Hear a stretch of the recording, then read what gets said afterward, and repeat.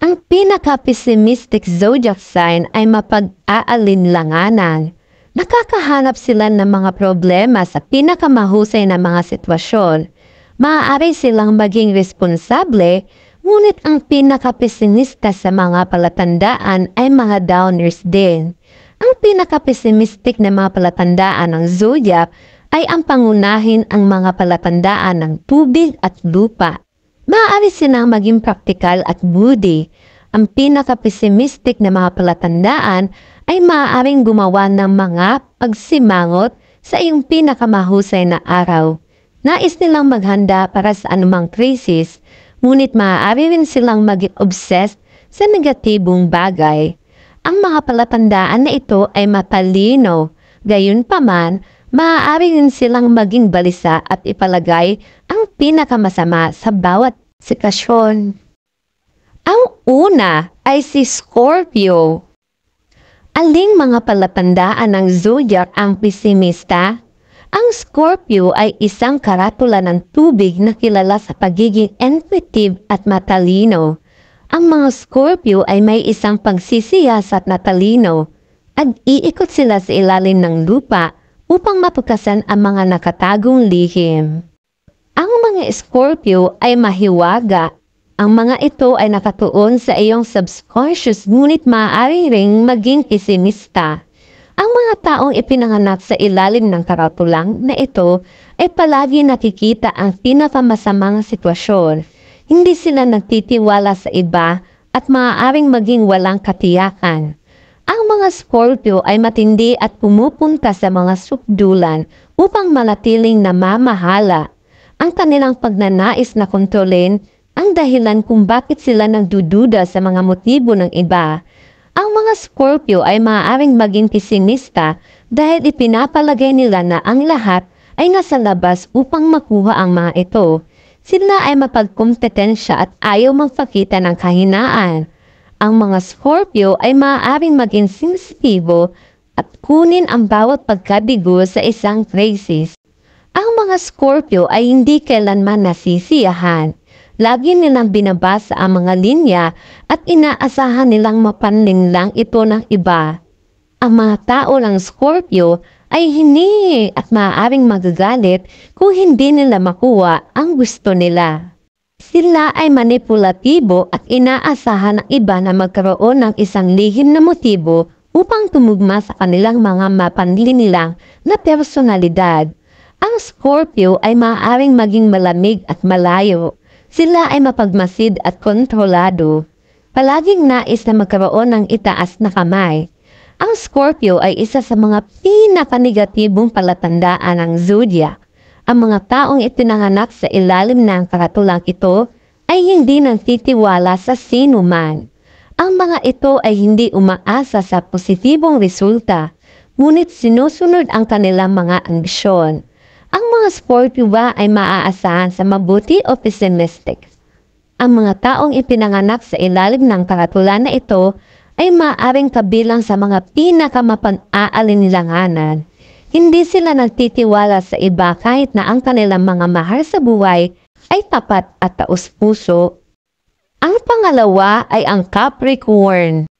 Ang Capricorn ay isang palatandaan ng lupa na kilala para sa pagiging praktiko at kahusayan.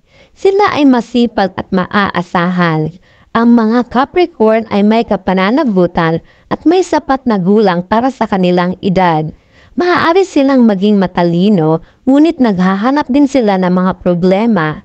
Hindi sila kailanman ligtas at palaging inaakala na ang mga bagay ay magkakamali. Ang mga Capricorn ay hindi nagpapahinga. Sila ay nakabantay at palagi naghahanap ng mga palatandaan ng problema. Ang Capricorn ay mababa sa listahan ng pinaka hanggang sa hindi bababa sa optimistikong mga palatandaan ng zodiac. Ang mga taong ipinanganap sa ilalim ng karatulan na ito ay kilala sa pagiging mapag-aalinlanganan. Ang aalinlanganan sila na ang anumang bagay ay gagana ng walang pakikibaka. Nasanay na silang magdusa at ipinagmamalaki ang kanilang sarili dahil sa kanilang kakayahang tiisin ang mga paghihirap. Ang mga taong ipinanganak sa ilalim ng karatula na ito ay maaaring maging mapag-aalinlanganan. Nakikita nila ang baso na parang walang laman. Maaari kang umasa sa mga taong Capricorn na magreklamo kapag ang iba ay masaya. Ang mga Capricorn ay may mga downers na hindi naglalagay ng enerhiya sa mga abstract na bagay tulad ng pag-asa. Ang mga ito ay konkreto at hindi nagbibigay ng paniniwala sa mga hangarin at pangarap. Ang mga Capricorn ay maaaring maging makatotohanan at ang kanilang feedback ay madalas na parang pagpuna. Maaari nilang sirain ang iyong mga pangarap at maaaring maging malungkot. Ang mga Capricorn ay maaaring mukhang nakakalungkot, ngunit mas maganda ang pakiramdam nila kapag handa na. Ang mga Capricorn ay matitid. Sila ay mapag-aalinlanganan tungkol sa pananalapi at maaaring nahuhumaling sa kaguluhan sa stock market. Natatakot sila sa pagbagsak ng ekonomiya at bihirang tamasahin ang pera na mayroon sila. Dinadala nila ang trabaho sa bahay at hindi sila makapagpahinga. Ang mga Capricorn ay nahuhumaling sa kanilang mga karera. Nag-alala sila tungkol sa pagiging produktibo at hindi kailanman nasisiyahan sa kanilang tagumpay. Ang pangatlo ay ang Virgo. Ang Virgo ay isa pang palatandaan ng lupa na kilala para sa kanilang pansin sa detalye. Nag-aalaga sila at nagsisikap na maging matulungin. Ang mga Virgo ay mapagpakumbaba at nagsisikap na maglingkod sa iba. Maaari silang maging pessimistic dahil hindi sila naniniwala sa anumang bagay hanggat hindi nila ito nakikita. Ang mga taong ipinanganak sa ilalim ng karatula na ito ay maaaring maging meticulous. Inaasahan nila ang mga bagay ay nagkakamali at naghahanap ng mga problema. Hindi tulad ng Capricorn, ang Virgo ay naghahanap ng mga issue upang malutas nila ang mga problema bago lumala ang mga bagay. Ang mga Virgo ay hindi maaasahin sa mabuti ngunit nakatuon sa mga solusyon sa halip na magreklamo. Nakatuon sila sa pagsunod sa nakakapagod na mga gawain at inaasahan na magiging hamon ng buhay, ngunit hindi nila hinahayaan ang mga paghihirap na magpapabagsak sa kanila. Nais ng mga Virgo na makatulong sa iba at naniniwala na posible ang pagpapabuti.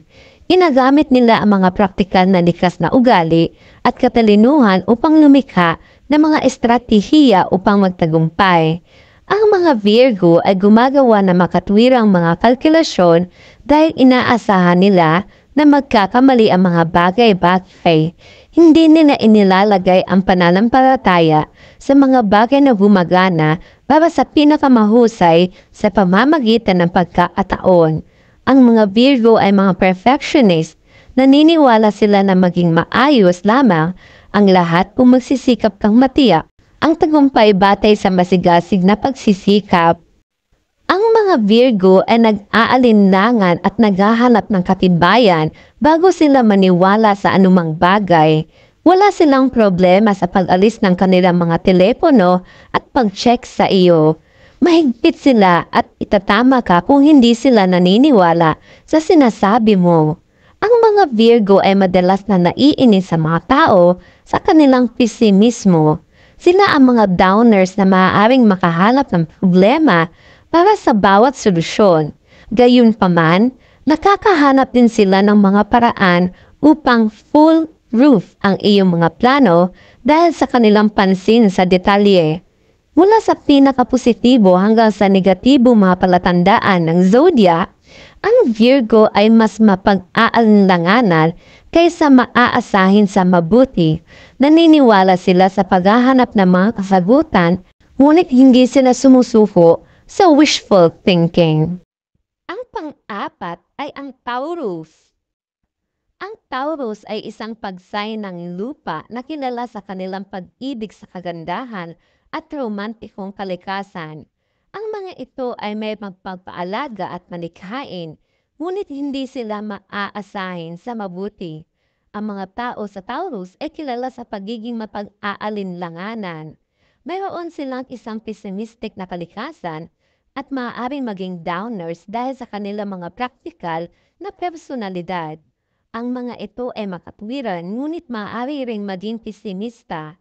Hindi sila madaling magtiwala at maaaring isipin ang pinakamasama tungkol sa iba. Kilala ang Taurus sa pagiging makatotohanan.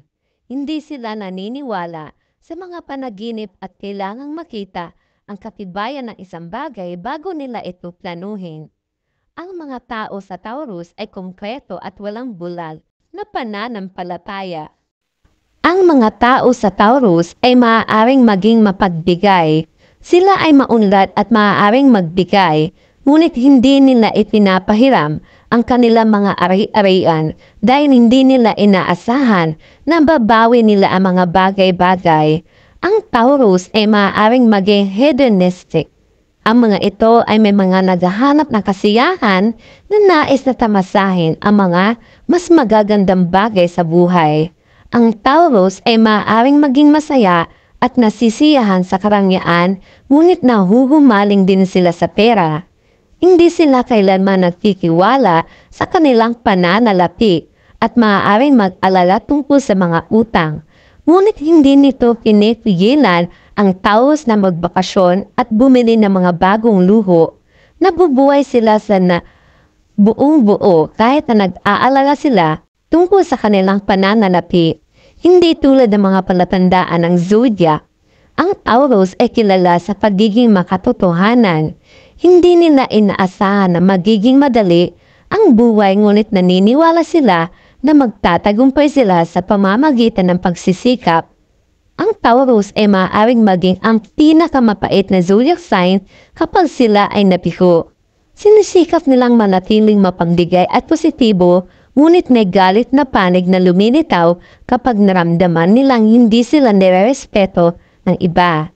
Ang Taurus ay isa sa mga pinaka-hindi mapagpatawad na mga palatandaan ng zodiac. Ang panglima ay si Cancer.